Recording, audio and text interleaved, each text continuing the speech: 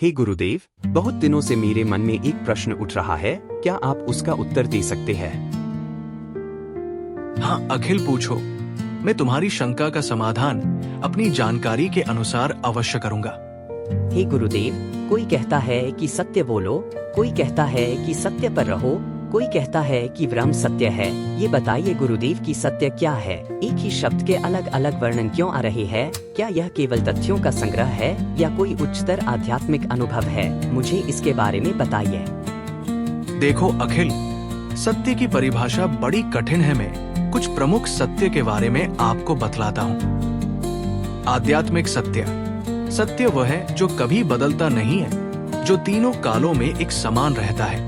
जैसे ब्रह्म सत्य है, जो कालातीत है, उस पर काल या समय का प्रभाव नहीं पड़ता है। सत्य वह है जो अपरिवर्तनीय और शाश्वत है, जबकि माया, भ्रम क्षणिक है।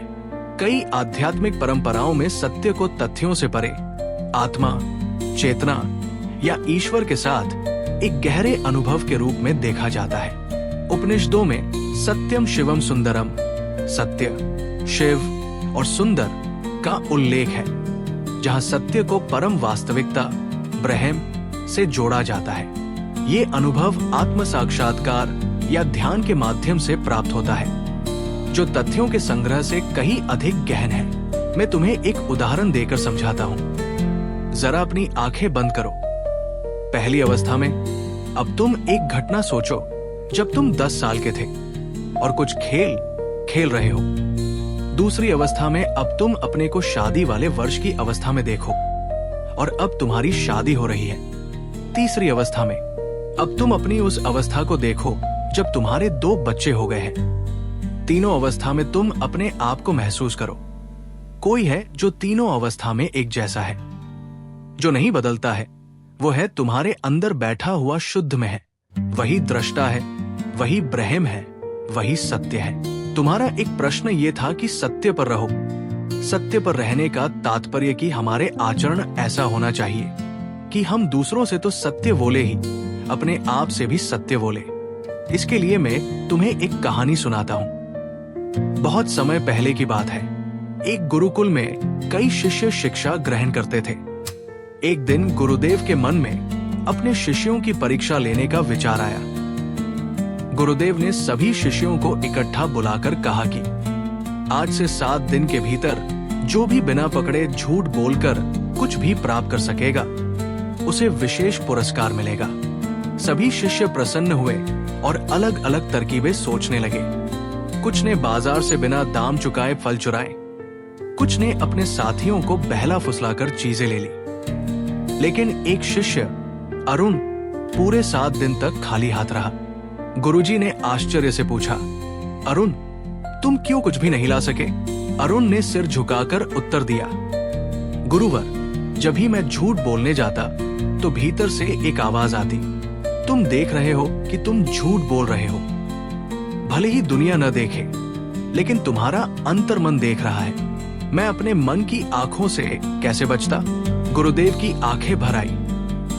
उन्होंने सभी शिष्यों के सामने कहा, सच्चा विजेता वही है जो अपने अंतर्मन के सामने भी सत्य को निभाए। अरुण ही इस पुरस्कार का सच्चा अधिकारी है। इस कहानी से हमें ये शिक्षा ग्रहण करना चाहिए कि सत्य केवल बाहर की दुनिया के लिए नहीं, सबसे पहले अपने अंतरात्मा के लिए आवश्यक है। जब हम स्वयं से भी झूठ नहीं बोलते, तभी हम सच्चे बनते हैं। श्री राम जी ने अपने जीवन में हर परिस्थिति में सत्य का पालन किया।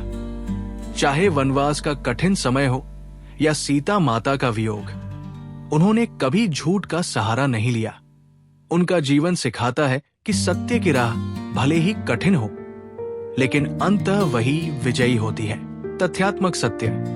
अब मैं तुम्हें तथ्यात्मक सत्य के बारे में बताता हूँ। ये वो सत्य है जो प्रमाणों, तथ्यों और अवलोकन पर आधारित होता है। उदाहरण के लिए, सूर्य पूर्व में उगता है, आकाश का रंग नीला है। एक तथ्यात्मक सत्य है, क्योंकि ये बार बार सत्यापित होता है। ये विज्ञान और तर्क का आधार है। गुरुदेव, आपने मुझे बहुत अच्छे से समझाया कि सत्य क्या है। अब मुझे ये बताइए कि मैं अपने दैनिक जीवन में सत्य का पालन किस तरह से करूं? मुख्य भाग। ये हमेशा ध्यान रखो कि सत्य केवल एक शब्द नहीं, बल्कि एक ऐसा प्रकाश है जो हमारे जीवन को सही दिशा देता है। अब मैं तुम्हें बताता हूँ कि दैनिक जीवन में सत्य का पालन करना बहुत सरल है। यदि हम कुछ छोटे छोटे संकल्प कर ले तो जैसे 1. अपने शब्दों में सत्यता रखें। जब भी हम बात करें, चाहे वो परिवार में हो, मित्रों के साथ हो या कार्यस्थल पर, कोशिश करें कि हम जो कहें वो सच्चा हो। यदि किसी बात को नहीं जानते तो स्वीकार करें कि मैं नहीं जानता, बजाय गलत जानकारी देने के। 1. अपने शब्दों में सत्यता रखें। जब भी हम बात करें, चाहे वो परिवार में हो, मित्रों के साथ हो या कार्यस्थल पर, कोशिश करें कि हम जो कहें वो सच्चा हो। यदि किसी बात को नहीं जानते तो स्वीकार करें कि मैं नहीं जानता, बजाय गलत जानकारी देने के। 2. अपने कार्यों में सत्यता रखें। जो वादा किया है उसे निभाएं। समय पर कार्यालय पहुंचना, असाइनमेंट पूरा करना, मोबाइल पर झूठ नहीं बोलना कि मैं यहां हूं, वहां हूं। ये भी अपने वचन के प्रति सत्य निष्ठा का उदाहरण है। अगर गलती हो जाए तो उसे छुपाने की बजाय स्वीकार करें। 3.